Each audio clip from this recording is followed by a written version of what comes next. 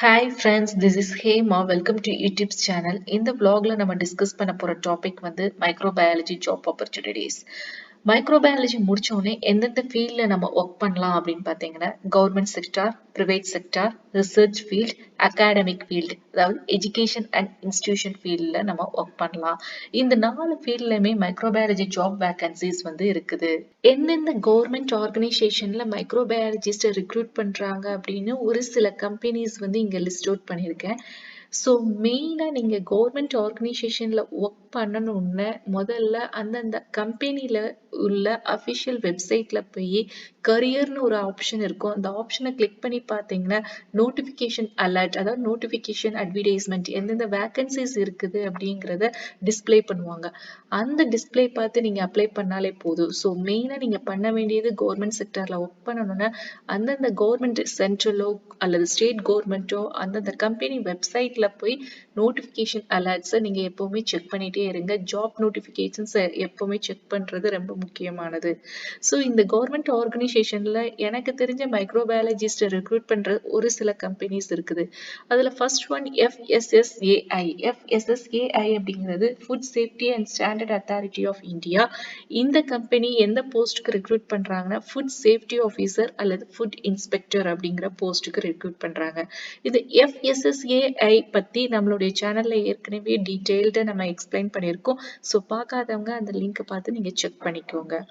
Next one is NHM, national health mission. இந்த national health mission அப்படிங்கிறது வந்து உங்களுக்கு 2 காம்பனன்ட்ஸா இருக்குது. இதுல ரூரல் அண்ட் அர்பன் ஏரியாஸ்ல ரெக்ரூட் பண்றாங்க. That is national rural health mission and national urban health mission. இந்த 2 காம்பனன்ட்ஸுமே include பண்றது ஹியூமன் ஹெல்த் சிஸ்டம் ஸ்ட்ரென்தனிங். இந்த ஹியூமன் ஹெல்த் சிஸ்டம் ஸ்ட்ரென்தனிங் வந்து என்னன்னு பார்த்தீங்கன்னா ரீப்ரொடக்டிவ் சைல்டு, நியோனிட்டல் சைல்டு, மெட்டர்னல் சைல்டை பற்றி தான். அதாவது கம்யூனிக்கல் அண்ட் நான் கம்யூனிக்கல் டிசீஸை பேஸ் பண்ணது தான் NHM. இந்த NHMல நம்ம ஒர்க் பண்றதுக்கு அவங்க ரெக்ரூட் பண்ற போஸ்ட் என்னன்னு பார்த்தீங்கன்னா கிளினிக்கல் லேப் டெக்னீஷியன் போஸ்ட்டுக்கு தான் ரெக்ரூட் பண்றாங்க. மோஸ்ட்லி நீங்க MSc இன் மைக்ரோபயாலஜி முடிச்சிருக்கணும். 2 years எக்ஸ்பீரியன்ஸ் வந்து உங்களுக்கு கிளினிக்கல் லேப்ல வந்து எக்ஸ்பீரியன்ஸ் இருக்கணும். அதாவது எபிடெமிக் ப்ரோன், அதாவது பேண்டமிக் ப்ரோன்ல நீங்க ஏதாவது ஒர்க் பண்ணியிருந்தாலுமே இது ஆடட் அட்வான்டேஜ். சேலரி ஆஃப் NHMல வந்து ரெக்ரூட் பண்ற போஸ்ட் கிளினிக்கல் லேப் டெக்னீஷியன் போஸ்ட்டுக்கு பார்த்தீங்கன்னா எக்ஸ்பீரியன்ஸோட இருக்கிற கேட்டகரியில 42K to 58K. Next FCI, food corporation of India. இது கண்டக்ட் பண்றது வந்து state selection commission. FCA exam வந்து உங்களுக்கு இயர்லி ஒன்ஸ் கண்டக்ட் பண்றாங்க. நேஷனல் லெவல்ல நடக்கிற எக்ஸாம். இந்த எக்ஸாம் வந்து 2 phases-ஆ கண்டக்ட் பண்றாங்க. இன்டர்வியூ கிடையாது. Only 2 phases exam and document verification மட்டும்தான். FCI அப்படிங்கிறது இது one of the largest public sector undertaking companies. இதோடைய ரெஸ்பான்சிபிள் பார்த்தீங்கன்னா உங்களுக்கு store and supply food grains all over India. இந்த ஃபுட் கார்ப்பரேஷன் இந்தியாவுடைய எக்ஸாம் மோட் பார்த்தீங்கன்னா உங்களுக்கு ஆன்லைன் எக்ஸாம். இதோட எலிஜிபிலிட்டி வந்து UG லெவல்லையும் எடுக்கிறாங்க and also PG, BSc microbiology or MSc microbiology qualification பண்ணுறவங்கள அதுக்கு ஏற்ற மாதிரி ஒரு போஸ்டிங் கிரேட்ல எடுக்கிறாங்க. அதே போஸ்ட் பார்த்தீங்கன்னா உங்களுக்கு அசிஸ்டன்ட் கிரேட்ல 3 லெவல்ல இருக்குது. அசிஸ்டன்ட் கிரேட் 3ல பார்த்தீங்கன்னா உங்களுக்கு டெக்னிக்கல் லெவல்ல இருக்குது. டெக்னிக்கல் லெவல்ல நீங்க BSc இன் மைக்ரோபயாலஜி முடிச்சிருக்கணும். இதே இது ஜென்ரல் அல்லது டிபார்ட்ல அசிஸ்டன்ட் கிரேடுக்கு நீங்க எனி டிகிரி குவாலிஃபைட் ஆயிக்கலாம். Punjab agriculture university. Punjab agriculture யூனிவர்சிட்டியில பார்த்தீங்கன்னா உங்களுக்கு அந்த அஃபிஷியல் வெப்சைட்ல போய் பார்த்தீங்கன்னா processing and food engineering department சொல்லிட்டு ஒரு ஆப்ஷன் இருக்கும். அந்த டேபை கிளிக் பண்ணீங்கன்னா உங்களுக்கு என்னென்ன ஜாப் வேகன்சிஸ் நோட்டிஃபிகேஷன்ஸ் அட்வர்டைஸ்மெண்ட் கொடுத்துருப்பாங்க. மோஸ்ட்லி இந்த ப்ராசஸிங் அண்ட் ஃபுட் இன்ஜினியரிங் டிபார்ட்மெண்ட்ல ரெக்ரூட் பண்ற போஸ்ட் பார்த்தீங்கன்னா senior and junior food microbiologist. இதுக்கு குவாலிஃபிகேஷன் பார்த்தீங்கன்னா நீங்க PG முடிச்சிருக்கணும், MSc இன் மைக்ரோபயாலஜி முடிச்சிருக்கணும். நெட் குவாலிஃபை ஆயிருந்தீங்கன்னா, நெட் குவாலிஃபிகேஷன் CSIR நெட் முடிச்சிருந்தீங்கன்னா உங்களுக்கு ஆடட் அட்வான்டேஜ். அதுக்கேற்ற மாதிரி சேலரி பேக்கேஜ் கூடும். சப்போஸ் நீங்க நெட் குவாலிஃபை பண்ணல, MSc மைக்ரோபயாலஜி மட்டும் முடிச்சிருந்தீங்கன்னா DST கைட்லைன்ஸ் படி அதுக்கேற்ற மாதிரி உங்களுக்கு பேக்கேஜ் கிடைக்கும்.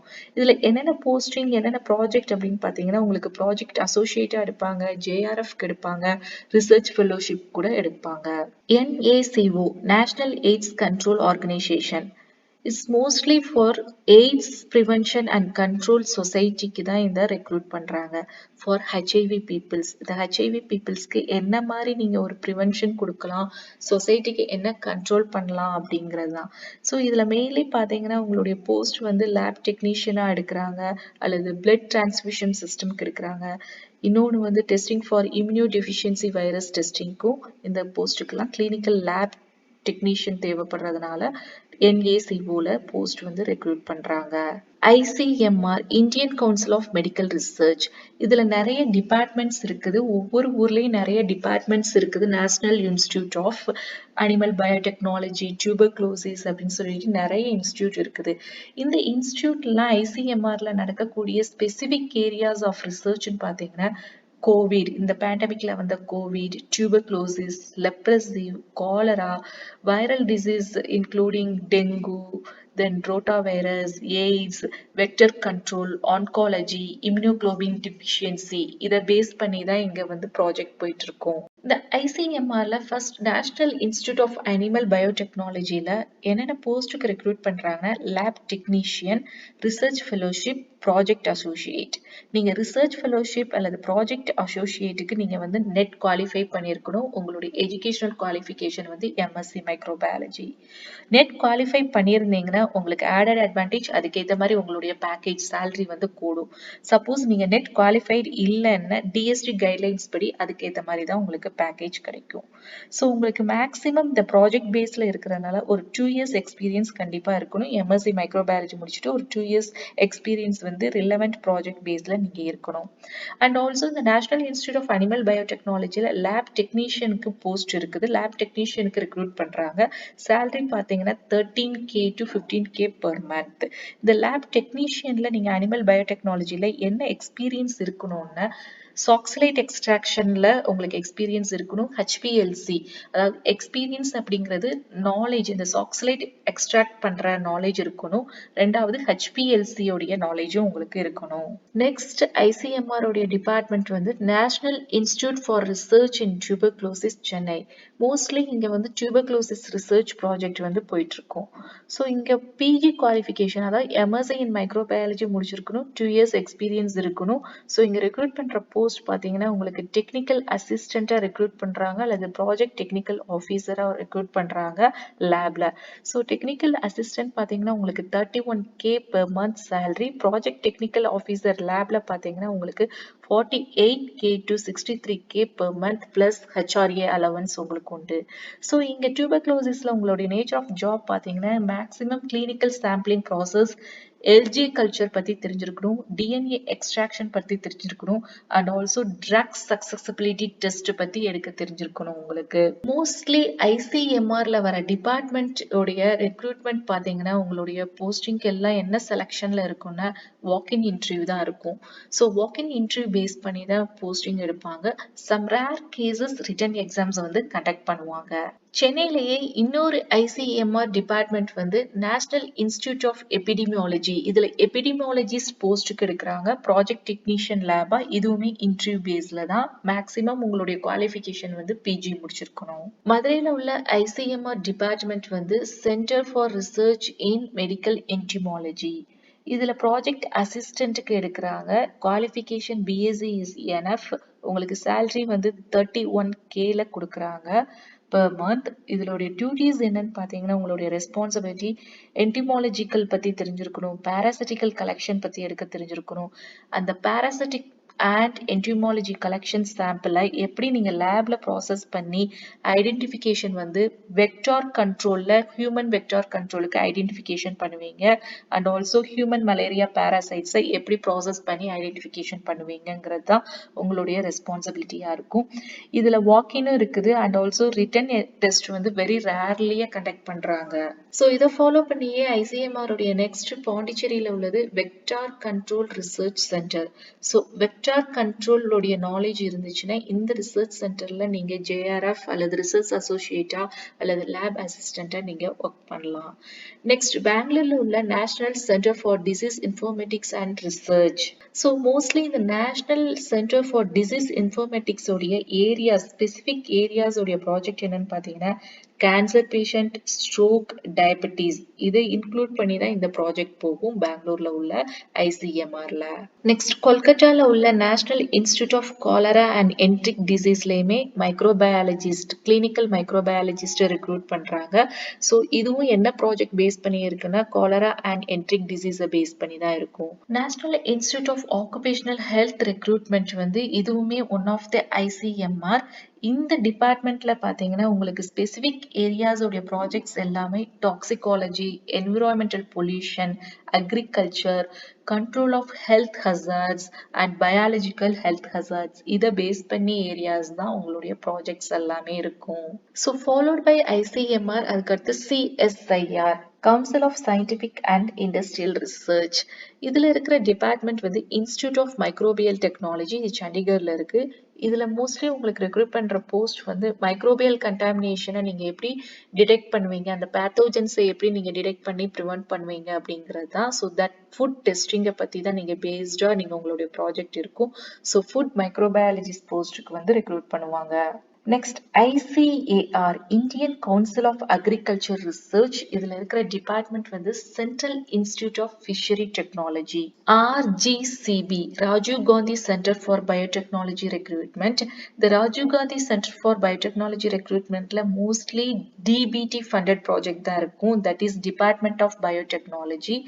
இங்க வந்து ஆக்சுவலா NET, JRF, research associate and scientist இந்த மாதிரி போஸ்ட்டுக்கெல்லாம் ரெக்ரூட் பண்றாங்க. உங்களுடைய குவாலிஃபிகேஷன் வந்து MSc மைக்ரோபயாலஜி இருக்கணும். சேலரி அப்படின்னு பார்த்தீங்கன்னா உங்களுக்கு 31K plus HRA allowance for JRFக்கு இருக்கும்.